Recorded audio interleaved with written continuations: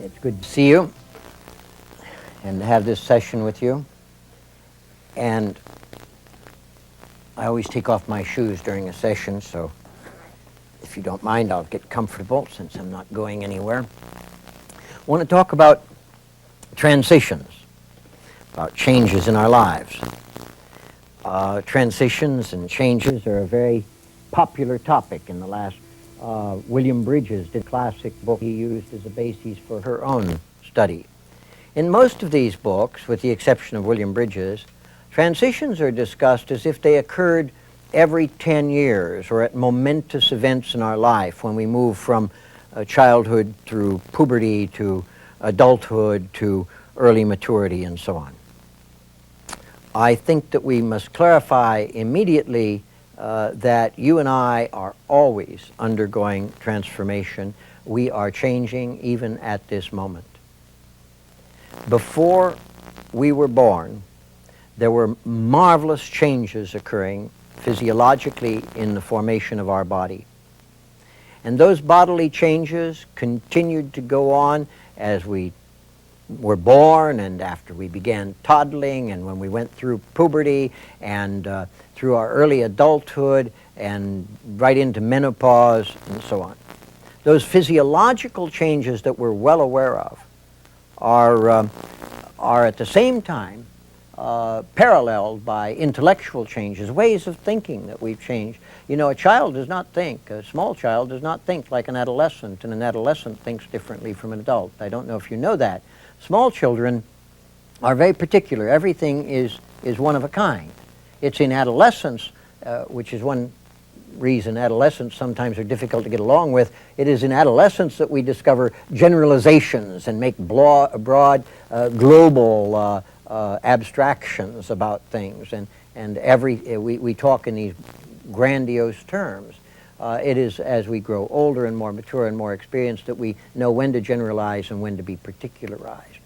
So our ways of thinking are constantly being modified. We're constantly changing our mind, if you will. Feelings are changing. They're always in flow, even as is our social status, even as the way in which we leave off being single to get married if we're going to get married, or becoming a parent, which is another change in life, or being left alone when the children leave the nest, and so on. Those are larger changes. There are smaller changes. You know, I'm losing my hair. It goes on all the time. That's a change. Some people are losing weight or gaining weight. That's a change. Or getting a job or a promotion. Those things are all changes. Some changes are extremely personal, like adjusting to a physical injury or experiencing a moment of grace, of spiritual growth. Some changes are larger, huge things, more catastrophic, like the loss of a job, or more prodigious, like entering a new profession, or getting married, or being widowed. Whatever the change, it always involves an ending, a limbo period, and a new beginning. In the book I mentioned by William Bridges, Transitions, he calls the limbo period the neutral zone. I really prefer to call it the limbo period because neutral zone sounds too neutral. The limbo period, as I'll describe in a short while when I talk about my own experience in the limbo period, is much more a state of feeling lost than it is a place of being neutral. Now, often in our lives, when we're going through all these endings and beginnings that are going on constantly, I assure you, you don't feel the same way right now as you did when you began this film. You may not even be sitting in the same bodily position and having the same sensations physically that you were having then. Sometimes, I say, we don't see the endings, so involved are we in a new beginning, in these changes that are constantly going on. Some people are delighted when they get married, absolutely thrilled, and it's a great celebration and justly so, and only later discover that it's put an end to their single life. Some people are anxiously and delightedly looking forward to having their baby, and when the baby comes, only then realize it's put to an end. The freedom that they had as a couple to just cater to one another's needs and not to the needs of a third party. We may rejoice in having a job promotion. and then only gradually, or maybe suddenly, discover that we are uncomfortable because we've lost the comfort of that position we knew and handled so well and are now in a position that is new to us, and we must prove ourselves all over again. We can be bewildered, confused at the sense of loss when a goal is achieved. And yet, the fact is that the chase towards the goal, the ambition that drove us, has come to an end. We've accomplished it. And so that's an ending, and the ending has for it a sort of letdown. We now have to decide where we're going to make a new beginning. We sometimes know what it is we want to end, but don't know what it is that we want to begin. So we can hold out against change because of that fear of the unknown that lies in the future. The fear itself can hold us back. Sometimes we may not even be aware of our resistance to change on an intellectual or conscious level in ourselves or in those around us. Marriages, when they're healthy, are constantly in change, but when they're not healthy, when they're dysfunctional, the husband and wife are trapped in roles. So that, for example, there was a woman who came to me who, with all of her children now in school, the youngest had also now entered school, and with her husband's blessing, she fulfilled a plan that they had mutually agreed upon for years, that when the youngest was in school, she would return to college classes, get her degree. But the fact is that after she had enrolled in class very delightedly and so on, he began to sabotage her. She wasn't aware of his sabotage. At first it just took the form of the very first evening she had a class and he was supposed to be home to babysit. Quote, he had to stay late at the office. And the second evening she was supposed to be at class and he was supposed to be home to babysit and she was to have the car. Why, he had forgotten about it. And he came home very late. And so on. He began to pull this sort of routine so regularly that she became aware that he was trying to sabotage her efforts to get to school, and she held firm to her plan. She saw to it that when he was called to be late, she said, "You arrange for a babysitter, I'm getting to class on time." When he called to say that he put the car in the garage to have it fixed, and he forgot it was her evening, she said, "Well, I've already arranged for a ride." What happened when she held firm to her plan, which they had consciously agreed upon, was that he withdrew, had angry scenes with her, and eventually was sleeping on the sofa in the front room. He wouldn't touch her physically. He then threatened divorce. He said, "Go, leave the children with me. They need me. You don't need me anymore. So you go, divorce me. Go off to your college." He was helped when she got him into therapy to overcome his fear of her independence, which is what was holding him back. Because his fear was, here was a man who felt he needed her dependency in order to feel strong. That's why he said, "Leave the children with me." But with the inevitability of tomorrow morning sunrise, the children are changing and will grow up and leave home, and then where is he going to be? But he had to see that his strength was not rooted in her dependency. And so as we gradually taught him to accept her changes, he could change too and grow. One of the things that scares us about those near and dear to us who change is that we have to change in response to them. But healthy relationships are always in that exciting, scary means exciting, that healthy and exciting business of changing. They're always growing.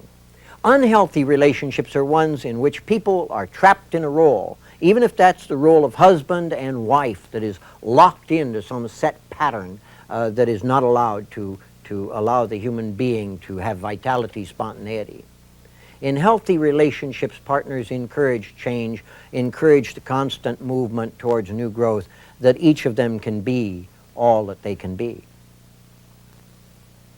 Healthy persons also are always at work changing whether or not they know it. When we stop growth in ourselves through catastrophic expectations, it's very often without even our awareness of it.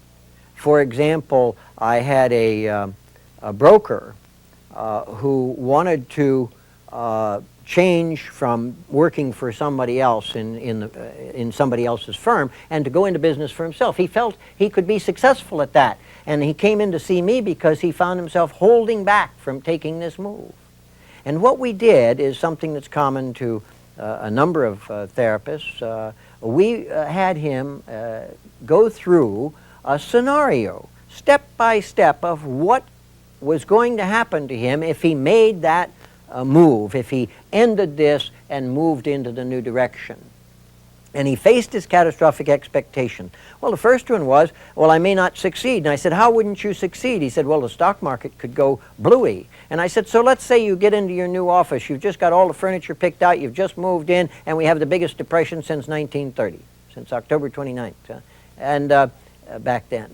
And we just crash, and there goes the whole stock market. Now what happens? Well, I'd be out of business. Then what happens? Well, I'd probably have to sell my home because, or lose it because I've got a mortgage on it, and I may mortgage it some more if I go into business for myself. I said, uh-huh. And then what happens? Well, I'd feel pretty bad. I'd feel a failure. Then what might happen? Well, I'm a member of AA. I might fall off the wagon. Then what'll happen? Well, my wife will leave me. She always swore she'd leave me if I fell off the wagon. I said, then what'll happen? Well, then I'd end up a drunk in the streets of San Francisco. I said, oh, you would? Then what would happen? Well, I'd probably end up in the gutter. I said, so you wake up one morning in the gutter, and now what happens? You don't have a nickel, you're in the gutter, you're broke, you don't have a friend in the world, what are you going to do? He said, well, I gave a lot of money in my time, and I still do, to the Franciscan dining room here. I would go and get a meal. I said, uh-huh. He said, and I said, then what would you do? And he said, well, I'd go to their thrift shop, and I would get a suit of clothes. And I said, and then what would you do? And he said, well, I'm not a man to spend a lot of time in the gutter. I'd go to one of my old friends. I've got a lot of friends in this city, and I'd look for a good job. See, if anybody would give me a job there, people would give me a job. I said, then what would happen? He said, oh, 3 or 4 years, I'd be right where I am now. And I said, so you've been holding yourself back from the challenge of fulfilling your dream, of having your own firm, solely because you might fail, which would mean that for 3 or 4 years you'd have a wonderful tour of the underside of San Francisco, the Tenderloin of San Francisco, and a lot of exciting adventures that would rival George Orwell's Down and Out in Paris and London. You know. And he laughed with me about it and made the decision to that it was unrealistic to expect all those terrible things to happen, and opened his own firm and is still in it. On the other hand, some of us hold ourselves back by unexamined fears. For example, the architect friend of mine whose brother-in-law had always contended he wanted to be a contractor, and my particular architect friend is the sort of man who, when he had a particular job, he could assign his own contractors and subcontractors and control just about every detail of the building. So one day he said to his brother-in-law, I have decided to offer you the opportunity to be the contractor on this major shopping center that I have to build. And the brother-in-law promptly said, well, I don't have an office. I don't know how I could be a contractor without an office. He said, you can share my office. Well, I wouldn't know who to get for subcon. He said, I will tell you who I want hired for the subcontractors. Well, I mean, I just don't know about, and he began making excuses. And despite every one of the, quote, helps the architect offered him, he was still reluctant. And my architect friend said, well, let me know by Monday morning because I have to start work on this building. And on Monday, the brother-in-law, who had for years complained about other contractors and said he could be a contractor if he just had the breaks, phoned in to say, no, I really don't think I should do this. He was held back by unexamined fears. What his catastrophic expectations were, we don't know. And yet the way was paved for him to fulfill a lifelong dream that he held himself back from. Sometimes we leave what we know we must leave without knowing where we're supposed to be going. We enter a limbo state. And I think the best example of that I can give you would be a personal example, if I may. Because the limbo zone can be very, very painful in its own way. I had finished a 2-week whirlwind tour of about 21 speaking engagements in a number of Midwestern cities, and had gotten on a plane in Minneapolis to come home to San Francisco. This was a number of years ago. And I mean, the audiences were wonderful to me. They were inviting me back at every stop. It was just a fantastically good trip. I mean, it was a high.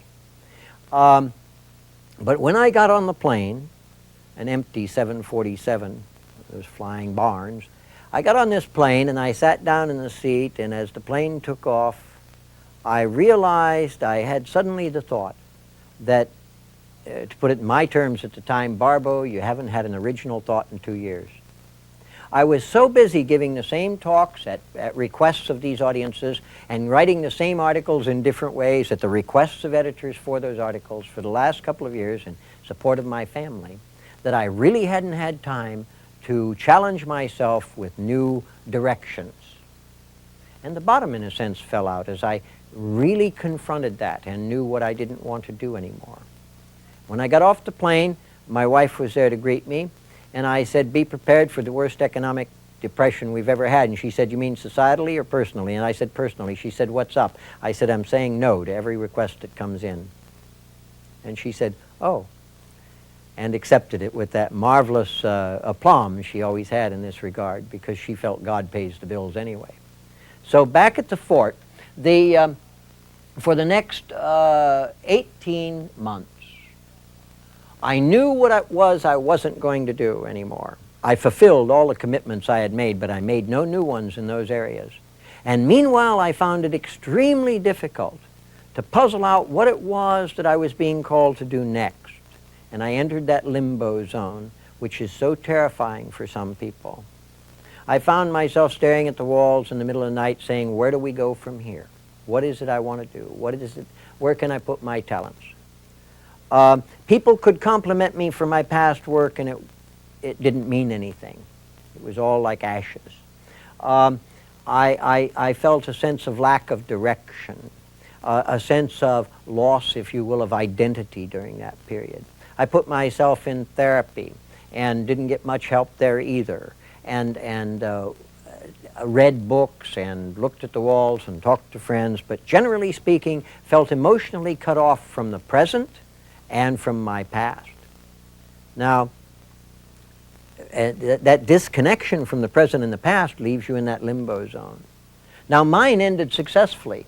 It was very interesting. I described it once as if I had been leaning against a solid stone wall that was just so high you couldn't climb over it, and there were no ladders. And there was no way around the left end or the right end, and there were no doors and no windows, and you couldn't tunnel under. And all I could do was lean against the problem, lean against the wall, and cope as best I could with my daily responsibilities.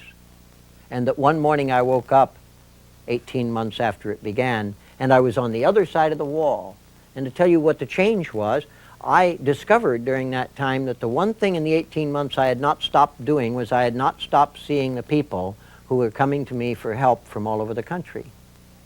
And so I decided to follow the advice some people had given me 10 years before, and I went back to school, and I got my advanced degree, did all the necessary requirements, and got my license as a marriage, family, child counselor. In other words, I became a people helper who wrote and lectured rather than a writer who happened to also be a people helper. And it totally transformed the way in which I used my energies. It totally transformed the way in which I viewed my life, and it was that new beginning. It was fantastically good. On the other hand, in America, many of us are impatient with a place called the limbo zone or any neutral zone such as that.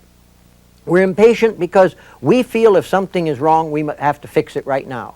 We feel if we're supposed to cross the street, the problem is to get to the other side as fast as possible. And you don't tarry in the middle.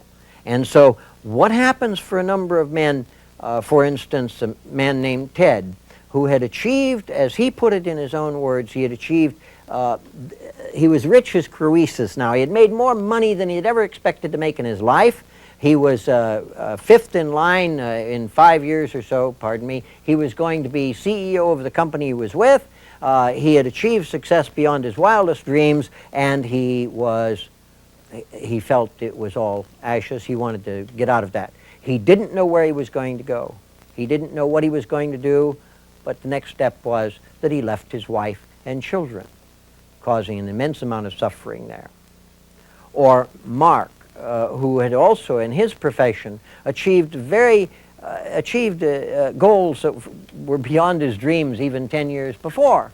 And one day announced to his wife and children that he didn't know who he wasn't sure about the work he was doing, and he was going to get a divorce and go off and be by himself to find himself.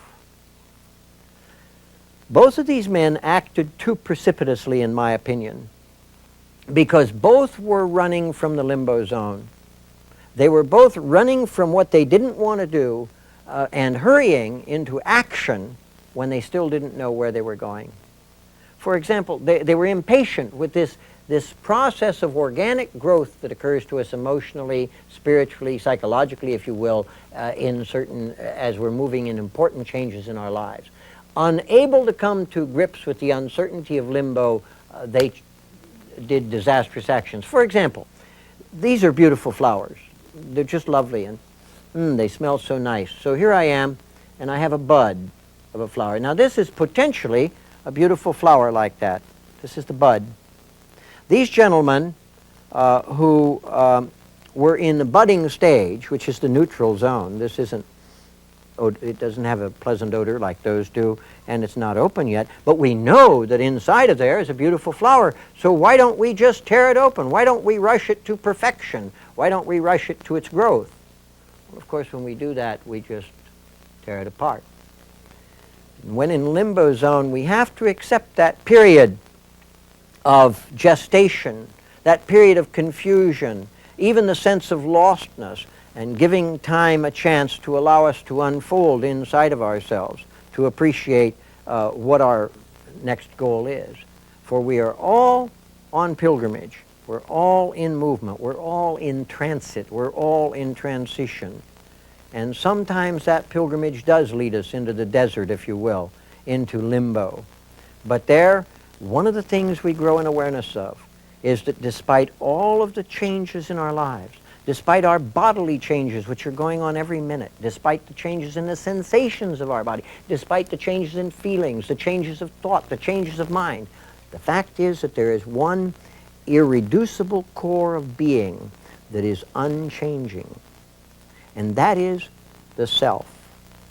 I am the only person in the world who can say I'm me.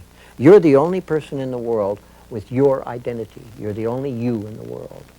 And that you, that center that is yourself, that stable source of awareness that allows you to look at the changes going on in your life and to make judgments about them and decisions about them, that source is found very often in the limbo zone, so that you then become more and more aware of how much you do have power and control over your life. And then the pilgrimage that has led you into the desert leads to the more abundant life.